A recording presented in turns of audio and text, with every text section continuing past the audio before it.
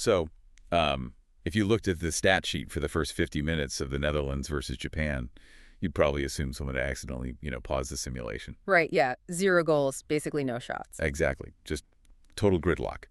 But beneath that surface-level boredom, an incredibly violent tactical chess match was actually unfolding in real time. Oh, absolutely. Welcome to this deep dive, everybody. It is so great to have you with us today. Our mission here is to unpack what The Athletic is already calling the absolute best match of the 2026 World Cup so far. Which is saying something. It really is. We're talking about that dramatic, just intensely tactical, and honestly thoroughly chaotic 2-2 draw between the Netherlands and Japan. Down in Group F at Dallas Stadium, yeah. Right, and to figure out, the mechanics behind how a game shifts from this hyper-structured stalemate into a completely unstructured emotional shootout, we've pulled together a massive stack of sources for you. We really have. We're synthesizing tactical breakdowns from Squawka, raw player tracking data straight from the FIFA Training Center, player ratings from Goal.com. And some incredibly fiery post-match punditry. Oh, yeah. Ange Postecoglou and Roy Keane did not hold back. They really didn't. So our goal today is to reveal exactly how game management, individual brilliance, and frankly, sheer stubbornness collided on that pitch. Okay, let's unpack this. Well, the foundation of everything that happened in the final 10 minutes was completely laid in the first 45. I mean, to understand the explosion, you really have to understand the straitjacket. Let's start right there then. Because if you tuned in for that first half, you saw an incredibly cagey affair. Cagey is an understatement. Right. It felt like watching two heavyweight fighters actively refusing to throw a punch, just circling the ring. Yeah. Japan sat in this highly disciplined 5-2-3 mid-block. Completely clogging the central passing lanes. Yeah, they essentially set up a toll booth right on the halfway line, making it impossibly expensive for the Dutch to progress the ball through the middle. So was this a failure of the Dutch attack? Yeah. Or just a masterclass in Japanese defensive organization? I'd lean heavily towards the latter. What's fascinating here is how Hajime Moriyasu structured that Japanese front three. They were incredibly disruptive without actually, pressing the ball aggressively. Wait, so they were disrupting without pressing. How does that work? They used their cover shadows brilliantly. They were literally positioning their bodies to block passing lanes to Frenkie de Jong while totally allowing the Dutch center backs to just have the ball. Oh, wow. Yeah, they were ghosting de Jong completely out of the buildup. And whenever the Dutch tried to bypass that central congestion by going wide, Daisen Maeda would aggressively jump from the forward line to screen those passes out to the flanks. Which forced that incredibly frustrating sort of U-shaped ball circulation from the Netherlands. Exactly, just swinging it back and forth across the defensive line. Unable to penetrate at all.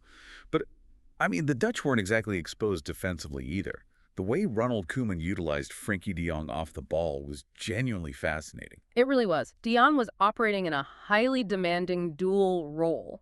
So, in possession, Koeman had the Dutch in a 4-1-5, right? With de Jong operating as this isolated single pivot. Right, and he attempted 58 passes in the game, completing 42, so he's constantly probing. But the moment the Dutch lost possession... He dropped back, didn't he? He dropped all the way back into the defensive line. He slotted in as a right center back to form a 5-4-1 block. And the mechanics of that drop are crucial for you to understand. Because by having a midfielder drop deep, rather than just having a traditional back four sit tight, Koeman allowed the Dutch fullbacks to jump out. Right, to lock onto Japan's really dangerous wingback. Exactly. They neutralized the wide threat without vacating those critical half spaces in the penalty area. It was just a brilliant tactical countermeasure. And the spatial geometry of that adjustment meant both teams successfully eliminated the other's primary attacking threat. The Dutch nullified Japan's transition speed on the wings. And Japan suffocated the Dutch central progression. Yep. In that entire first half, the combined expected goals, or XG for both teams, was a measly 0.49. That's painfully low. Impenetrable defensive structures. But, tactical structures are essentially just glass houses. They look beautiful, and they hold everything perfectly in place, right up until someone throws a rock of individual brilliance straight through the window. Which is exactly what happened. 51st minute. The tension finally snaps. It's a recycled set-piece situation. And Ryan Gravenberch whips in this perfectly weighted cross. Such a good ball. Virgil van Dijk rises up, just physically dominating his marker, and powers a header off the post and in. Gravenberch's performance in those half spaces was historic, frankly. That assist was just the start for him. He actually provided 2 assists in this match. Wait, really? On his World Cup debut? Yes. Doing that on a World Cup debut is exceptionally rare. The last Dutch player to manage 2 assists on their debut was Daley Blind. Oh, back in 2014. Right, during that famous 5-1 dismantling of Spain. Gravenberch was finding pockets of space in the second half that simply didn't exist in the first. Now, you would assume going up 1-0 would release the pressure, right? Like, it would force Japan to open up and allow the Dutch to just cruise in transition. You'd think so. But Japan responds with terrifying speed. Just 6 minutes later, Takefusa Kubo manages to find this tiny sliver of space between the Dutch midfield and defensive lines. And the transition speed here is what completely caught the Netherlands out. He slips the ball to Kido Nakamura at the edge of the box. Yeah, the moment Kubo finds that pocket, the Dutch defensive line is caught resetting. They're caught between their 4-1-5 attacking shape and trying to get back into their 5-4-1 defensive block. Ah, so Nakamura capitalized on that transitional vulnerability. Exactly. He cuts inside onto his right foot and fires a low shot. It takes a wicked deflection off the foot of Jan-Paul van Heck and completely wrong foots Bart Verbruggen in goal. 1-1. And to highlight how sudden this was, the XG on Nakamura's shot was just 0.15. Which is a very low probability chance, but, when a team executes a rapid transition and gets a fortunate deflection, statistical probabilities just go right out the window. It's true, but the Dutch push right back. Yeah. Here's where it gets really interesting. 64th minute, Crescencio Somerville, making his first major tournament impact, basically creates something out of nothing. Oh, this goal was brilliant. Picture this. He gets the ball on the corner of the penalty area, and at the exact same moment, Denzel Dumfries makes this incredible, dragging, overlapping run down the flank. Dumfries' movement is the unseen catalyst for that entire goal. Daisen Maeda is a forward tasked with tracking back for Japan, right? So his defensive instincts are slightly delayed compared to, say, a natural fullback. Right. When Dumfries sprints past him, Maeda hesitates for just a fraction of a second, shifting his weight outward. And that micro-hesitation is all Somerville needs. He exploits that newly created inch of space, cuts incredibly hard inside onto his left foot, and curls an absolute beauty into the far bottom corner. Incredible strike. 2-1 Netherlands. And looking at the data at this point, the Dutch are generating high-volume, high-probability chances, whereas Japan is surviving on scraps. It creates this optical illusion of total dominance. The contrast in the underlying metrics is staggering, honestly. Over the course of the match, the Dutch generated an XG of 2.35.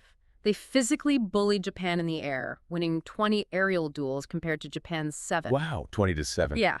They controlled the territory, they controlled the physical engagements. But that optical illusion of dominance breeds a false sense of security.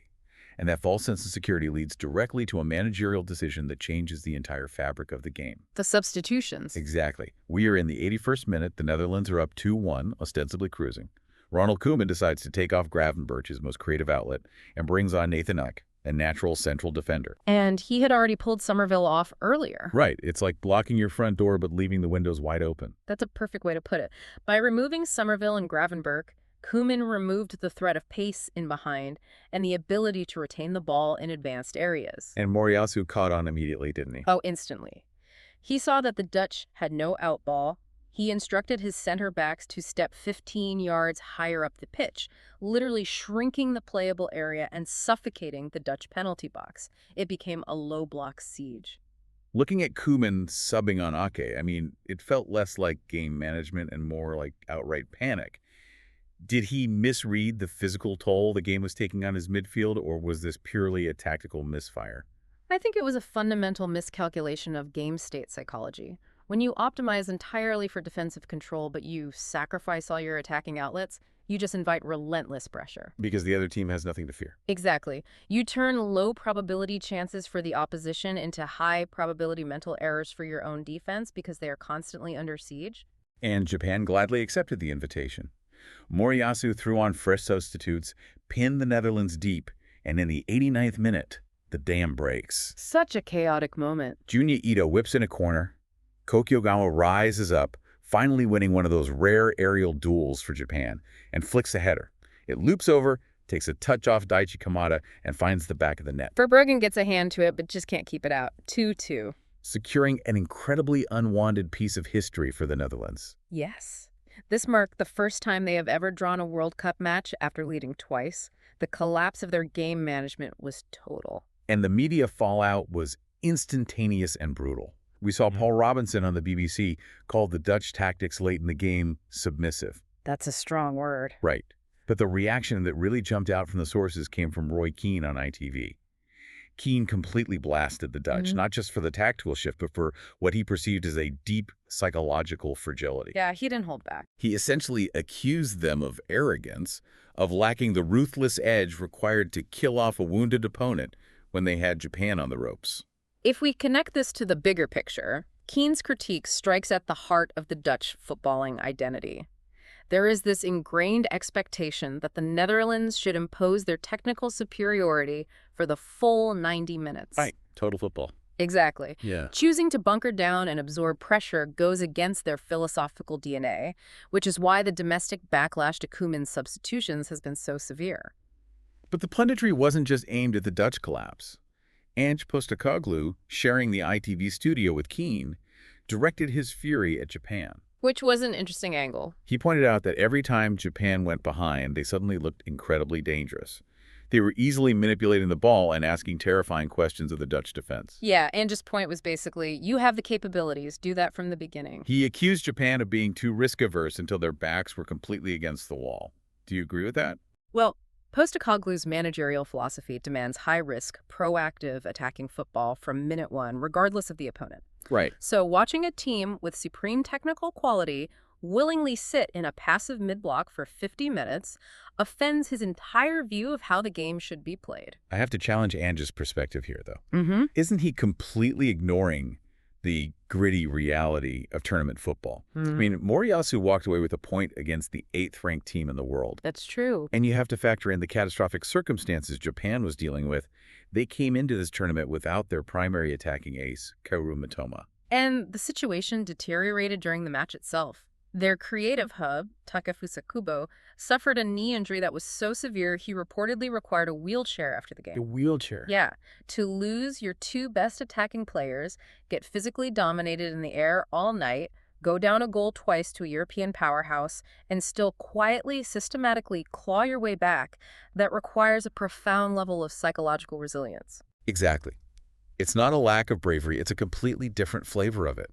It is the bravery to stick to a highly unglamorous blueprint when everyone in the stadium expects you to abandon ship. Well said. And when you look at the post-match comments, the contrast between the two managers tells you everything you need to know about their respective mindsets. It really does. Koeman stubbornly defended his tactical retreat. He stated, "I don't regret my choices," and argued that the media constantly underestimates Japan's quality. He pointed the finger squarely at his player's execution on that final corner rather than his own structural adjustments. He blamed the carpenters, not the blueprint. Precisely. Now Moriyasu, on the other hand, was glowing. He explicitly praised his team's tenacity and their ability to remain patient and calm under extreme duress. He knew exactly what his team was capable of. He trusted his defensive structure to keep them within striking distance until the Dutch inevitably blinked. So what does this all mean for you as a listener? I think this entire match serves as a masterclass. Japan proved that expected goals and possession stats measure the quality of a chance, but they absolutely cannot measure the psychological weight of momentum. I completely agree. When you try to protect a lead by locking your front door, but leaving the windows wide open, by inviting pressure without an escape route, you are going to get punished. The metrics measure probabilities, but they don't account for panic. Being out-resourced and physically outmatched can be overcome if you operate with ruthless efficiency, total discipline, and unending patience. Which brings up a really critical layer of context for the rest of this tournament. The 2026 World Cup is the first to feature this massive, expanded 48-team format. Oh, it's a completely different beast. That means more games, brutal travel schedules, and a compounding level of physical and mental exhaustion. Team discipline is going to be tested to its absolute limits, and there is a fascinating subplot buried in the tournament regulations that could decide who advances from these tight groups. The FIFA Fair Play Trophy. Exactly. Now, for those who might dismiss the Fair Play Trophy as just some, polite participation award for good sportsmanship, how exactly does it impact the knockout stages? It is the ultimate tiebreaker. If teams are tied on points, goal difference, and goals scored, advancement is decided by their disciplinary record. Wait, seriously? Seriously. It operates on a strict negative points system. A yellow card is -1 point, an indirect red is -3, a direct red is -4. The team that maintains their composure advances. So it literally punishes teams that lose their cool under fatigue. And historically, this mechanism heavily favors calm, possession-based teams. Just look at Spain's dominance over the last 2 decades. Because they play a methodical, ball-dominant style, they rarely find themselves in desperate situations requiring cynical tackles. Right, they should keep the ball. Yep. They have won the Fair Play trophy 3 of the last 5 times it was awarded. Japan operates with a very similar ethos. They are historically one of the cleanest, most highly disciplined teams in international football. They prioritize structural integrity over tactical fouls. Which makes Moriyasu's strategy look even more brilliant in the long run. If you don't panic, you don't foul. But the provocative question this match leaves us with is how the intense pressure of a 48-team tournament will affect highly emotional, reactive teams. Teams like the Netherlands, who clearly got rattled and lost their shape at the end of this match. Right. In a grueling, massively expanded tournament where deep fatigue is inevitable, will emotionally charged teams burn out, rack up cards out of sheer frustration, and cost themselves crucial players. Or even group stage elimination via the fair play tiebreaker. Exactly. Or, on the flip side, when push comes to shove in the knockout rounds, will the aggressive dark arts of tournament survival, the cynical tactical fouls, the time wasting, the sheer physical intimidation ultimately triumph over Japan's notoriously clean, patient approach? That is the defining question as we move deeper into this World Cup. The tactical stalemate of the first half gave way to absolute chaos, and now every single team in Group F is on notice. Game management isn't just about tactics, it's about emotional control. Couldn't agree more. Thank you so much for taking this deep dive with us. Keep your eyes on the pitch, and we'll catch you next time.